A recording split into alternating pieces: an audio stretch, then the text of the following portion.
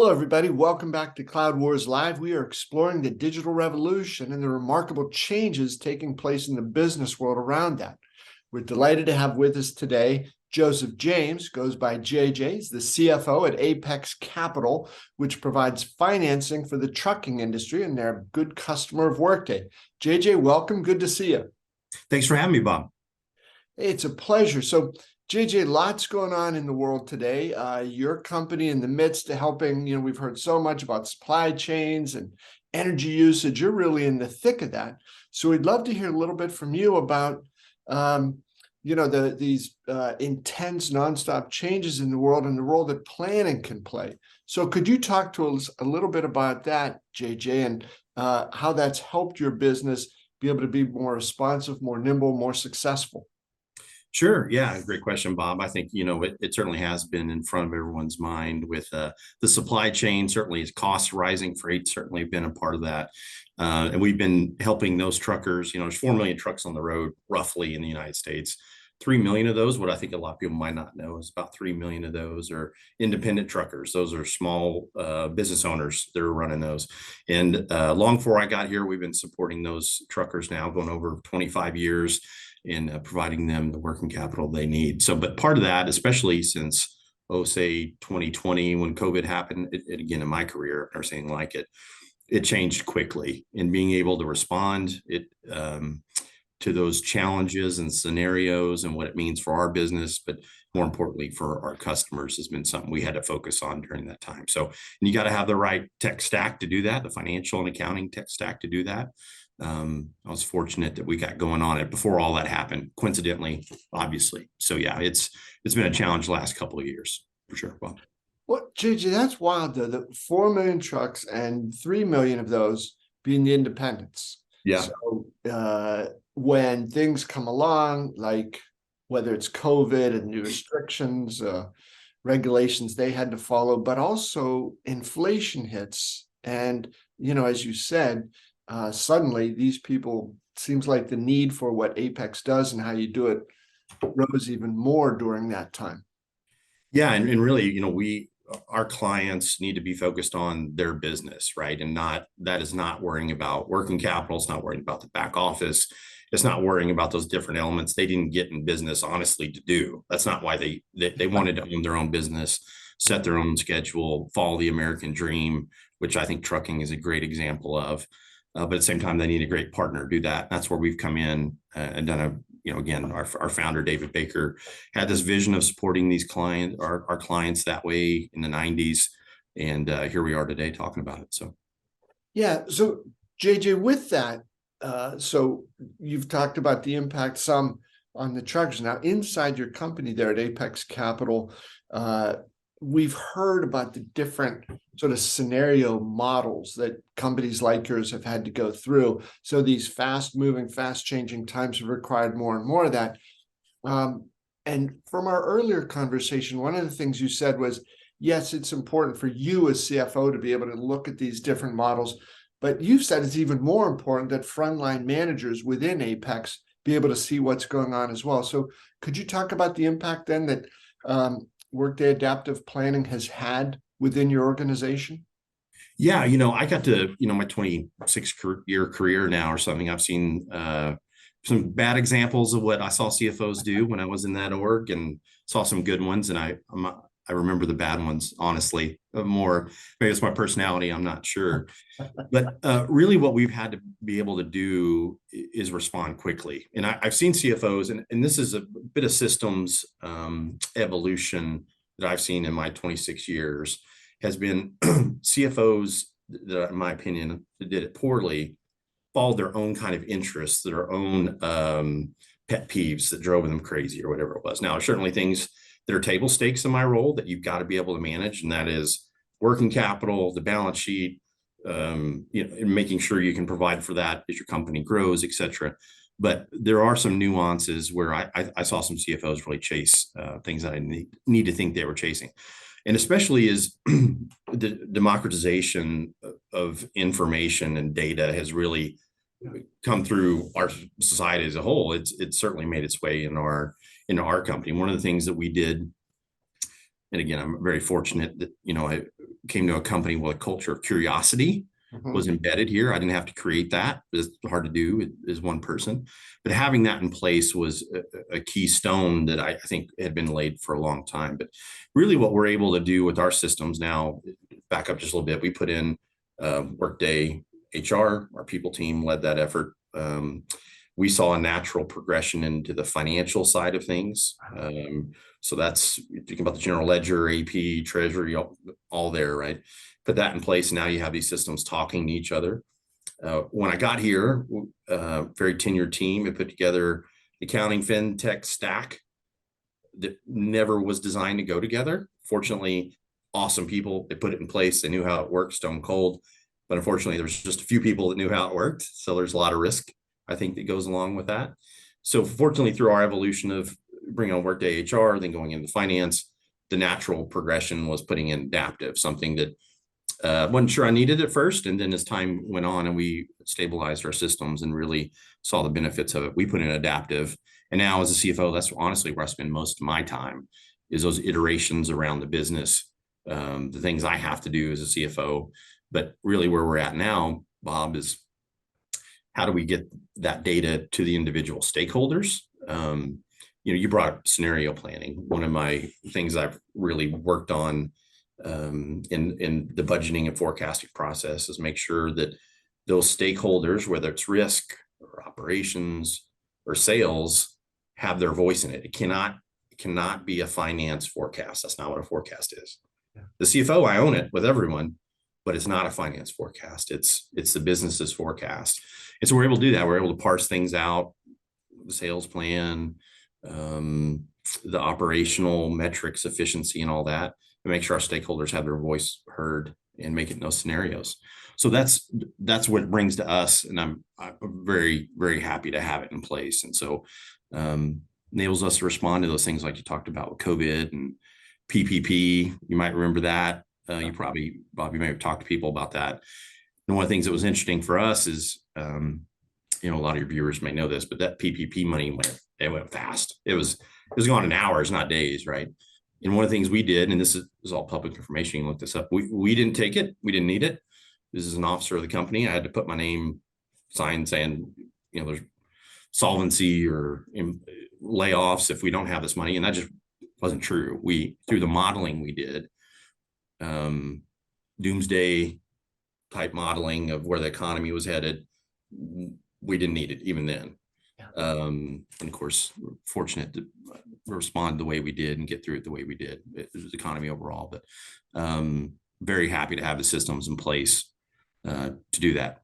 So, yeah, JJ, one of the things you've hit on there over the last minute or two describing that was, and it goes back so much to what you said about you can't have this be a modeling system just for the CFO, right? Because yes, that leads to those things where operations has their model and it shows their view, but it doesn't with others and for sales. And so I think, how you've explained this really came through, that this can't be a siloed journey where we'll each have our own view of what's real and what isn't. Right. So again, I think that is so vital in the role your company plays. And again, thinking about those, vast numbers of truckers, they're depending on, Apex's ability to see the world clearly and cleanly and on top of things so that you can deliver the best product over to them. So it sounds like you've been able to consolidate, or if not consolidate, at least weave together a view of what modeling and planning is for your entire company, not broken up into these different siloed views of reality. Right. I think, and your listeners might relate to this, and it certainly was true here, is, the experts in the individual lanes know their stuff. They just know it. And it can be very ethereal when you hear people talk about it in meetings, it's even senior management meetings, right? But it doesn't get reduced to writing. It doesn't get reduced to a cohesive model that we all nod our head when we look at operations and we look at sales and we look at risk. Everyone's like, yep, got it. And now they link to each other. And so we've been fortunate, again, this is all in somebody's head long before I ever got here, is putting all that together, being able to scenario quickly. And again, one of the things I saw from, CFOs I worked for in my career and some of this evolution of data and the speed at which you can do things. And I honestly, I think Workday is a great example. Great example. That's why we bought it. Is you only get so many cuts, so many bites at the apple when you're doing scenario modeling, because people need to know like now, particularly like PPP. You had hours from the time Trump administration announced it to it went out. It was literally days, and it was gone in hours. And so you only get a couple of cuts at this. And if it takes you, if it's plug and chug in Excel, we've all been there. It's hard to iterate fast. And deep inside me, I'm like, oof, is that model rock solid? Is it linked up right? Is there, it's Excel. I love Excel because it's flexibility, but downside's flexibility. And so all those things have to be there. And when you're fortunate, our company wasn't in this position, but when as a company, you might be facing an existential threat with something like COVID and PPP and supply chain and what it does for you, it's hard just to figure it out right then. You're going on a lot of gut instinct, which is not where you want to be, obviously. So yeah, I think we've been fortunate to be able to link all that together and be able to serve, because our goal is not to get in the way of our clients when they're growing, and being able to respond. Speaking of stakeholders, I think you brought it up earlier. Important part of that is having the working capital available in the banking system. We have great banking partners that help us and are part of our company. That I need to be able to go to them and say, this is what this means for our company, and there has to be a high level of confidence in it. And you get one cut at that, honestly, with them, for your own confidence and the confidence of your employees and all that. And so we're fortunate to predict right and be able to serve our clients and grow during that time, not shrink. So. JJ, it's funny. I had not heard that term before, but I really like that chug and plug. Oh. A little bit like, you'll hear different people talk about how, hey, for, years, maybe it was decades, we operated on this notion of spray and pray. Yeah.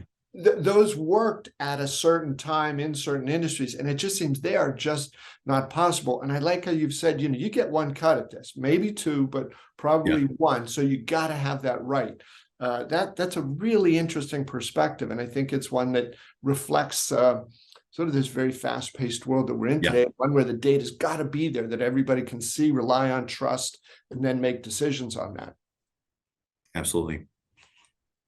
So, JJ, one of the things that goes along with that too, your company's growing, your technology in some ways represents not just a capability that gives you these sort of up to the second real-time data insights, but it's also becomes in some ways part of your culture. You think that's fair? And so would you talk about that thing with the culture overall, even out to the point when you're doing recruiting and new prospective employees come in and they look around and they see where's Apex on this journey to the future? So how does that play into it, JJ? Yeah, I've never seen anything quite like the battle for talent that I'm seeing now. It would have been nice when I came out of college in the late 90s to have been released. I'm a father of 3 adult children, and I tell them, as a thing set now, as they're coming out of college and all that, you're in a pretty good spot. So appreciate it. And, part of that is now, we're proud to say here at Apex Capital, we're one of the best places to work in Texas, number 6, number 1 in Fort Worth. We won that and have been for a lot of years running. And so as a senior managers in the C-suite, my first charge from our CEO and our board is, number 1, protect the culture, develop the culture. And the way we measure that is, are we one of the best places to work in Texas, and particularly in Fort Worth? And so that's a good metric. It's a good measurement. And so the way I'm finding we have to be able to do that is in this interview process. It's not a one-way thing. Is this someone that we think is going to be a great team member here at Apex? They're seeing if we're the team they want to be a part of. And so, for a while, I thought that's been a younger generation that really did that. And the more I've been through it, I'm beginning to think that is now just ubiquitous. So, again, being a father of 3 adult children, I watched them grow up with tech. Probably the first generation that grew up with tech, if that makes any sense. I didn't grow up with a phone. But it's been really interesting to watch. if they see the antiquated systems when they're coming into things that they don't understand even what they are, they've never heard of them, that says a lot, particularly about your priorities as an organization. Doesn't mean you're bad people, doesn't mean your business maybe not profitable, but they're going to wonder about the future. If have you invested in the business? And then they also think, what is it you want from me as a professional, right? But your systems and the investment you've made in those systems says a lot about it, right? If you're living in a world where it's plug and chug, okay, you expect me to be good at plugging and chugging and be really good at Excel. Those are some skills you need. I get that.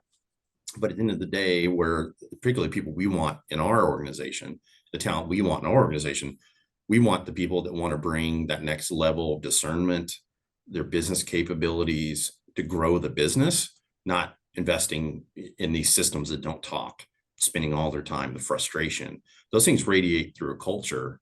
And now they just don't have to be that way, right? And then there's another generation of more experienced professionals that have already been through all that. And they've probably been through some conversions. They've been through a Workday installation investment like we've been through. And so they don't want to be in a retrograde process. They just don't want to go back. They don't want to slide back. Right. And so those are the ones that might look at someone like me who hadn't made this investment and say, JJ, I'm not sure I'm your guy. No hard feelings, but you're probably looking for someone else. And those are the people exactly who I want. Right. So we're proud of that. When we go to the market recruiting people, we're talking about number one best place to work in Fort Worth, number 6 in Texas. We've never had a riff, a layoff in the history of this company. We've grown this thing up into the right for 26 years now, right? And so those are the things we're going out to the market, because that's my elevator pitch, right? And part of that is we've invested in the tech, right? We've invested in Workday. We were one of the smallest companies, I'm told, did ever put in Workday, 250 employees or so when we put it in. And now we're a lot more employees than that. But and so those are the type of investments, a brand name that they know. And again, I've sat down in interviews with people and showed them the system. This is what we do. This is how it works. How do you think it would work? And I think that's our journey too going forward, is we haven't arrived, right? We're never arrived.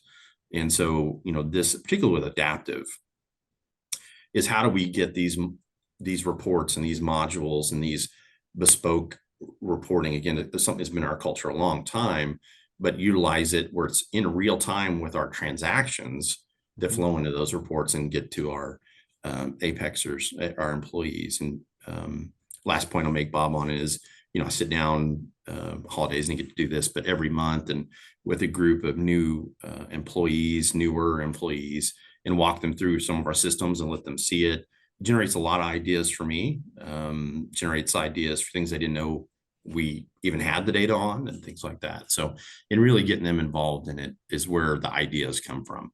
Because again, going back to what we said earlier, you've got to democratize this. You've got to get it down to the levels of the organization, particularly frontline leaders are the ones that really run the business, and they've got to be aware of it, Bob.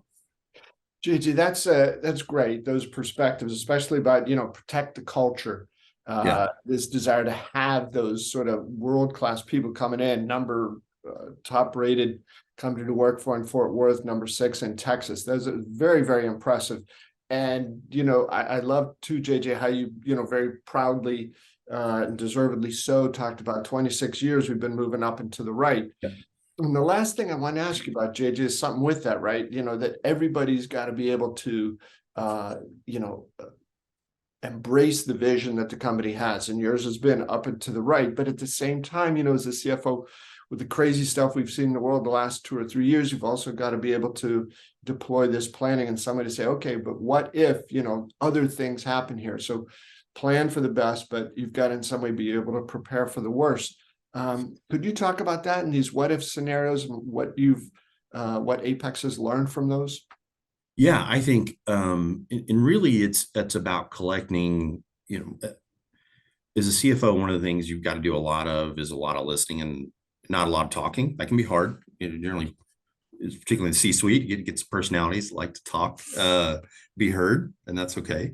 But part of that is, digesting these stories you hear around the business. I love talking to our account executives that are client facing. I'm seeing metrics in the market, initial tender rejection rate, diesel prices, and when I see all these things happening, and I go model them alone with my team, do they sync up with the stories I'm hearing from the account executives who hear the voice of our clients about where their margins are at and things like that? Because that really determines our business. Obviously, the healthier clients, you're not going to be more healthy than the healthier clients collectively. I don't think that's a mystery.